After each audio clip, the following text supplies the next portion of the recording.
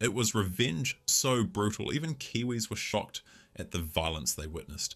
Dublin, November 2016, the clotheslines, the concussions, the late hits. Oh, no, that's fine. And it was Kieran Read's boys dishing it all out.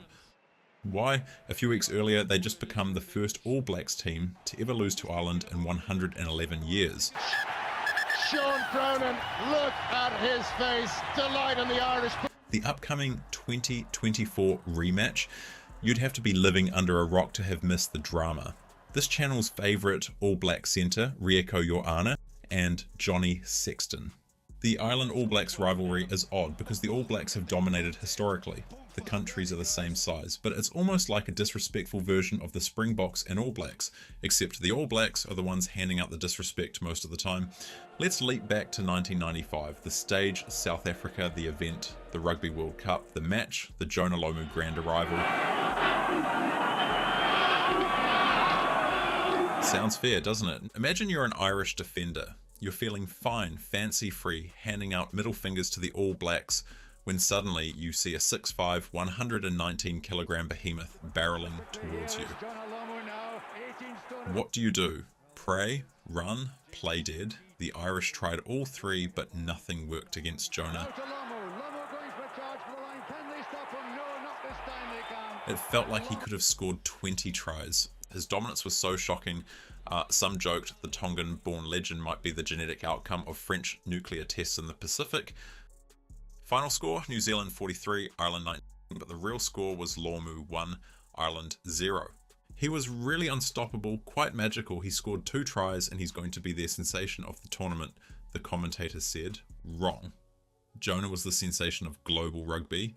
Fast forward to 2005, the British and Irish Lions tour of New Zealand. For the Irish and the Lions, the results were sadly a cruel joke. The awful punchline at Brian O'Driscoll's right shoulder. In the blink of an eye, O'Driscoll went from Lion King to Lion Fling. All Blacks captain Tana Umaga and hooker Kevin Milamu decided to try their hand at Irish shot put. The great O'Driscoll's career almost ended that day. A certain Daniel Carter ran circles around the Lions in the return match in Wellington. Was it dirty play or just rugby being rugby? For some reason, the refs couldn't tell. One thing's for sure, it added some spice to the epic rivalry. 2012 and 2013 were a cruel game of just kidding for the Irish. In 2012, they came so close to beating the All Blacks in New Zealand. They led for most of the match, probably thinking, is this real life?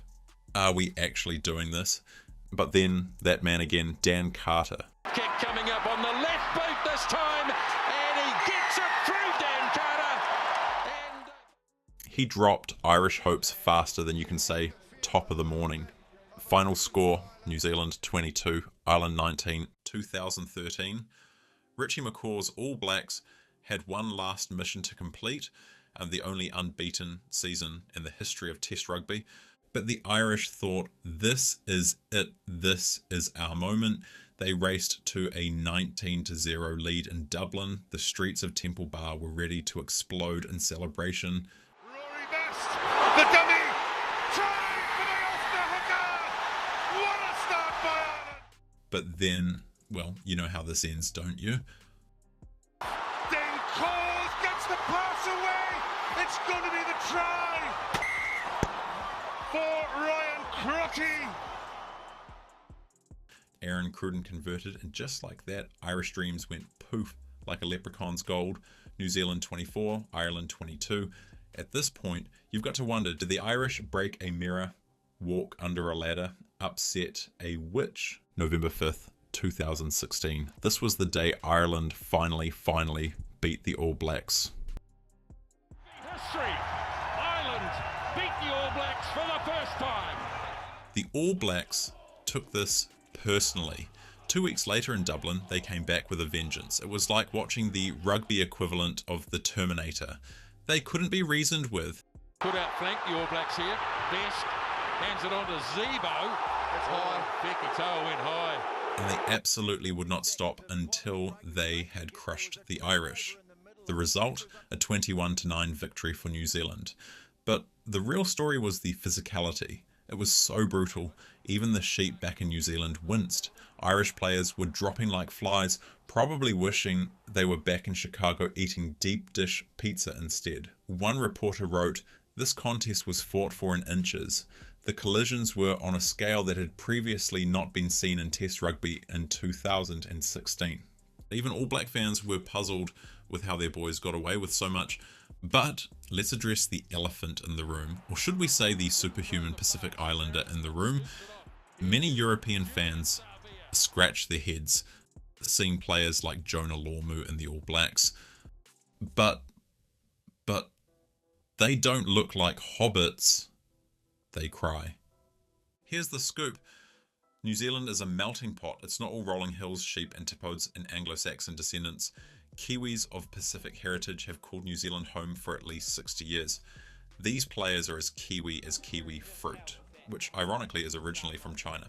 Another thing, New Zealand is in the Pacific, and the haka?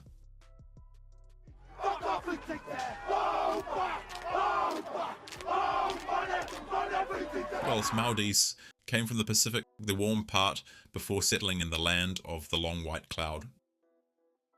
Seeing guys who were on the radar of making the All Blacks killing it for Ireland, yeah, it's a bit weird. While we're extremely proud of them, we can't help but look condescendingly at Ireland. If the tone of this video comes across as condescending, the battle was never given up. They'll be devastated. Jonathan Sexton. That's because it's hard not to be when our worst World Cup finish is Ireland's best. I'm sure this comes across as ignorant. I admit I don't know much about Irish history. The All Black team, we're self-obsessed and expect only the best. It's our complex. Why the condescension though? The All Blacks have run the gauntlet, stood by our boys when they lost, then beat the chokers tag and won. But until Ireland do the same, Kiwis and South Africans will always side-eye Ireland's World Cup record.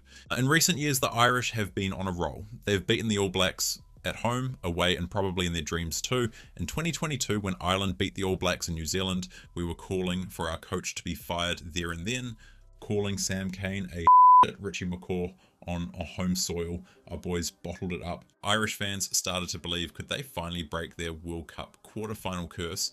Were pigs about to fly? Enter the 2023 Rugby World Cup. Ireland arrived in France ranked #1 in the world. And then, well, you know what's coming, don't you?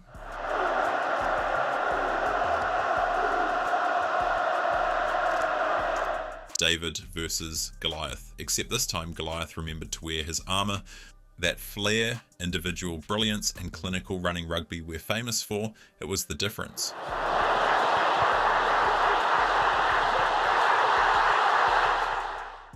The final score, New Zealand 28, Ireland 24.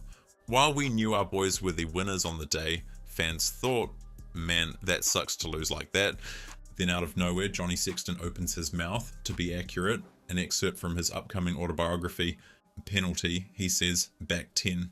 And then, after Barnes blows the final whistle, he says, don't miss your flight tomorrow, enjoy your retirement, you could... Again, run the gauntlet. It may be just a game, and Ireland may be rugby overachievers, but ultimately rugby people respect results. Again, All Black fans are like the team, were self-absorbed. Jonny Sexton's career and his greatness, not many Kiwi fans know how successful he was for Leinster or how many Grand Slams he won. The Six Nations and European rugby, most Kiwi fans don't follow unless there's an ex-All Black killing it. The rugby's not as aesthetically easy on the eye as Super Rugby and the Rugby Championship. Rugby down here, a massive part of it is self-expression and playing with flair, structure and set pieces. We do it because we have to, but eyes up footy always comes first, and we can't always relate to the Irish hurt. But the Sam Cane sledges well after Richie McCaw retired, when Ireland could never beat McCaw. All Black fans may have had a chuckle with the Irish, but will never respect that sledge and Jonny Sexton's Rieko, your Ioane comments until the Irish get past the quarters. It's like Israel Dag said, they bottled it up nicely and you guys bottled it over there in the quarterfinals. That's just the way it goes. So where do we go from here? Will Ireland finally break their World Cup curse? Or will the All Blacks continue to be their quarterfinal kryptonite?